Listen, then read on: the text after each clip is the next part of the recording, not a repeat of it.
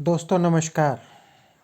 एक बार फिर आपके सामने हाजिर हूँ 2023 का पहला गुरमीत डेली लेकर।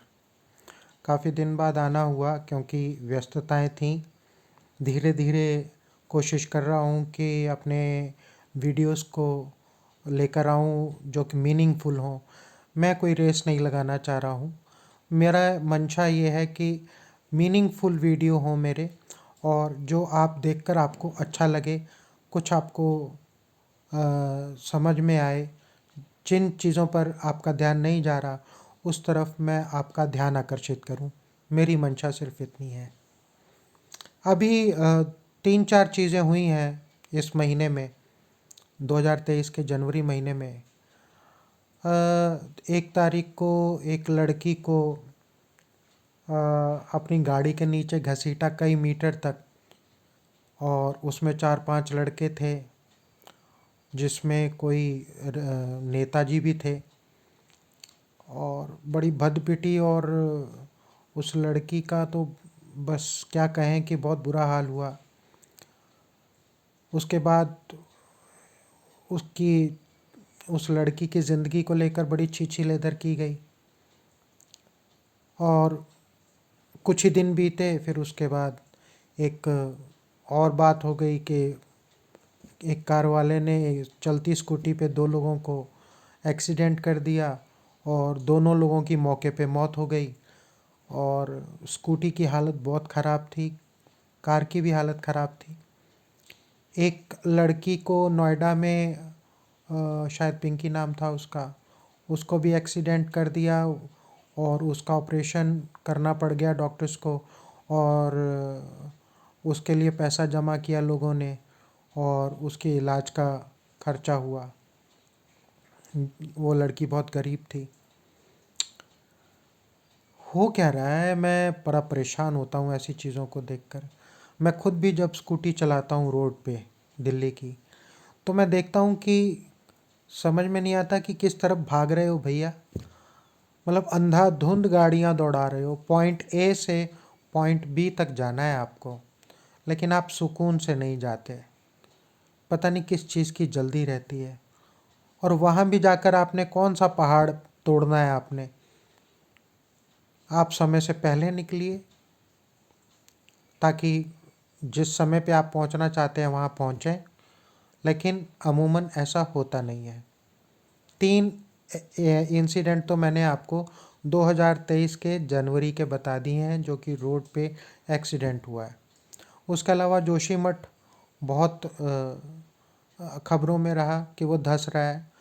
वो धंस आज से नहीं रहा है, वो काफ़ी टाइम से धंस रहा है, पर अब उसका धंसना तेज हो गया है। उसका कारण ये है कि हम प्रकृति को बहुत ही बेदर्दी के साथ इस्तेमाल में ला रहे हैं। हम प्रकृति के बारे में बिल्कुल भी नहीं सोच रहे हैं। हम उसके साथ कोलैबोरेशन नहीं कर रहे हैं, कोऑपरेशन नहीं कर रहे हैं। हम उसके साथ ज़ाती पे ज़ाती करते चले जा रहे हैं, तो रिवर्ट बैक तो आना ही है। इसके अलावा जो क्लाइमेट बदल रहा है, आप सोचिए कि क्लाइमेट की किस हद तक बदल रहा है कि हिमालय का जो गिद्ध है वो यूपी पे आ गया, क्योंकि वहाँ ठंड इतनी पड़ रही है कि जो नेचर के जो प्राणी हैं, जो पक्षी हैं, उनसे भी वो सर्दी झेली नहीं जा रही है, और वो गर्म इलाकों की तरफ जा रहे हैं। ऐसे इलाकों की तरफ जा रहे हैं जो कि उनके लायक नहीं है।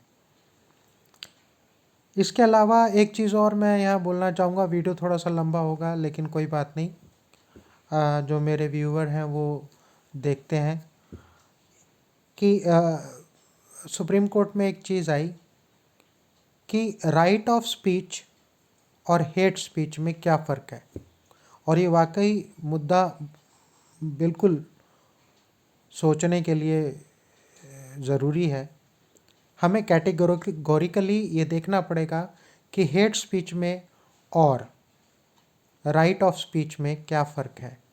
हम अंधाधुंध अपने विचारों को बगैर शब्दों की मर्यादा के हम सोशल मीडिया पे डाल देते हैं, और उससे बहुत लोग उत्तेजित भी हो जाते हैं, और बहुत से लोग जो हैं वो चुप भी कर जाते हैं, नहीं बोलते वो लोग।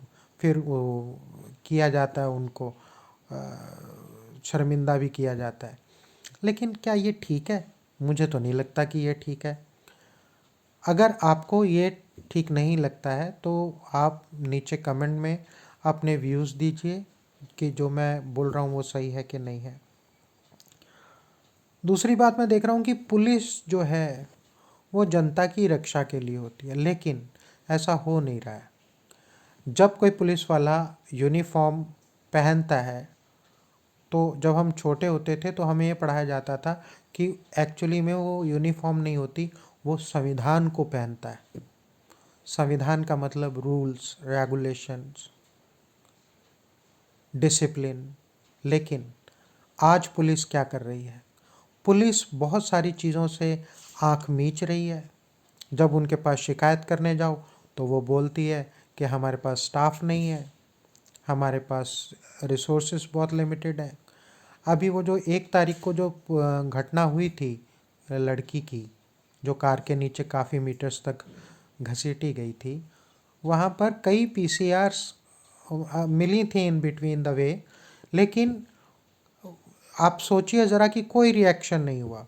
उसके बाद दिल्ली पुलिस में एक मीटिंग हुई, पुरानी जो चीज़ें थी उनको रिकंसीडर किया गया कि पहले कैसा था, अब उसमें क्या बदलाव किया जा सकता है। लेकिन बदलाव होता दिख नहीं रहा है क्योंकि मंशा की कमी है। पुलिस अब वर्दी को संविधान नहीं मानती है।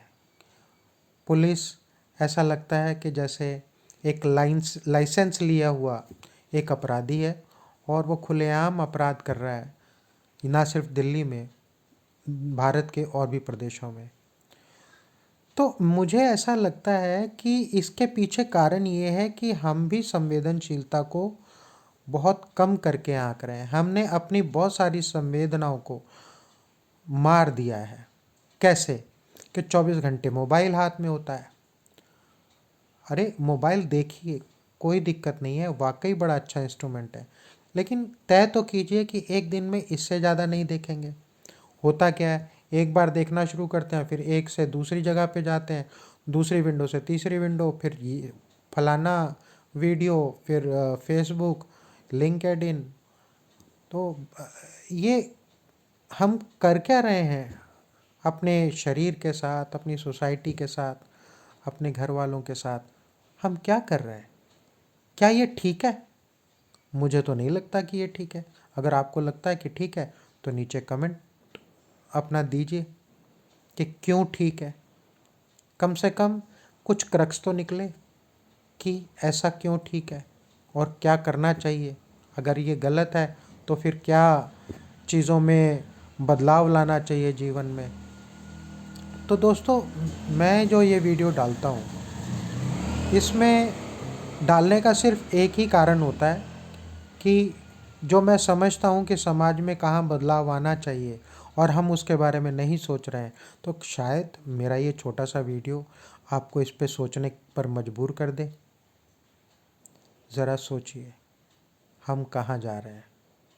और मेरे चैनल को सब्सक्राइब कीजिए अगर आपको मेरे ये वीडियो अच्छे लगते हैं, और कमेंट करके अपनी भी राय दीजिए। मुझे आपके कमेंट्स का इंतज़ार रहेगा। नमस्कार।